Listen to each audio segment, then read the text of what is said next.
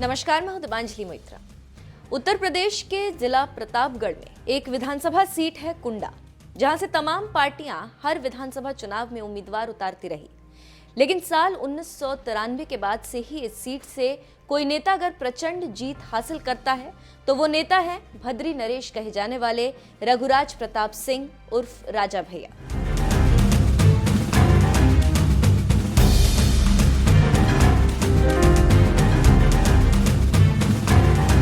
कुंडा विधानसभा क्षेत्र में राजा भैया का क्या भौकाल है, ये आप इसी बात से समझ सकते हैं कि इस सीट से वो एक दो बार नहीं, लगातार 6 बार से विधायक हैं और कोई उन्हें अब तक चुनौती नहीं दे सका।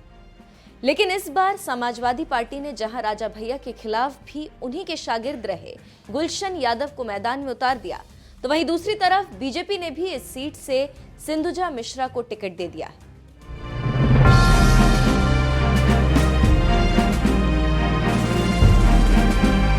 इस चुनाव में राजा भैया और गुलशन यादव जैसे बाहुबलियों को टक्कर देने के लिए बीजेपी ने कुंडा विधानसभा क्षेत्र से सिंधुजा मिश्रा पर दांव खेला। इसके पहले कई चुनाव में सिंधुजा मिश्रा के पति शिव प्रकाश मिश्रा सेनानी बहुजन समाज पार्टी से कुंडा से चुनाव लड़ते रहे। यहाँ तक कि खुद सिंधुजा मिश्रा ने भी साल 2012 का चुनाव बीएसपी के टिकट पर विश्वनाथगंज से लड़ा था, लेकिन जीत नहीं मिली थी। हालांकि सपा उम्मीदवार को कड़ी टक्कर देते हुए दूसरे नंबर पर वो जरूर थी। जिला सहकारी बैंक की अध्यक्ष रह चुकी सिंधुजा मिश्रा बीजेपी के पाले में चली गई और उन्हें बीजेपी ने राजा भैया के साथ ही सपाई नेता गुलशन यादव को हराने की जिम्मेदारी दी। अब वो बीजेपी के इस उम्मीद पर कितना खरा उतरती हैं, ये तो 10 मार्च को पता चलेगा। उससे पहले आइए आपको कुंडा विधानसभा क्षेत्र के बारे में कुछ बता देते हैं। 1991 में बीजेपी उम्मीदवार शिव नारायण मिश्रा ने जीत हासिल की। 1993 में निर्दलीय उम्मीदवार राजा भैया ने जीत हासिल की। 1996 में निर्दलीय उम्मीदवार राजा भैया ने जीत हासिल की। 2002 में निर्दलीय उम्मीदवार राजा भैया ने जीत हासिल की। 2007 में निर्दलीय उम्मीदवार राजा भैया ने जीत हासिल की। 2012 में निर्दलीय उम्मीदवार राजा भैया ने जीत हासिल की। 2017 में निर्दलीय उम्मीदवार राजा भैया ने जीत हासिल की।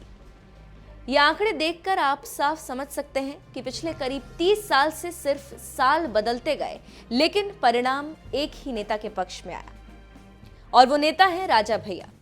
सिर्फ एक बार 1991 में बीजेपी नेता शिव नारायण मिश्रा ने जीत हासिल की थी, जो एक ब्राह्मण थे, और कुंडा में यादव के बाद सबसे ज्यादा मतदाता कोई है तो वो ब्राह्मण ही। इसी बात से आप समझ सकते हैं कि बीजेपी ने ब्राह्मण चेहरे के रूप में सिंधुजा मिश्रा पर क्यों दांव खेला। अब बीजेपी का ये दांव कितना कामयाब हो पाता है, ये 10 मार्च को चुनावी नतीजों के आने के बाद ही साफ हो सकेगा।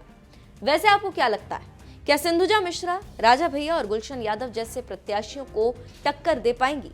अपनी राय हमें कमेंट कर जरूर बताएं।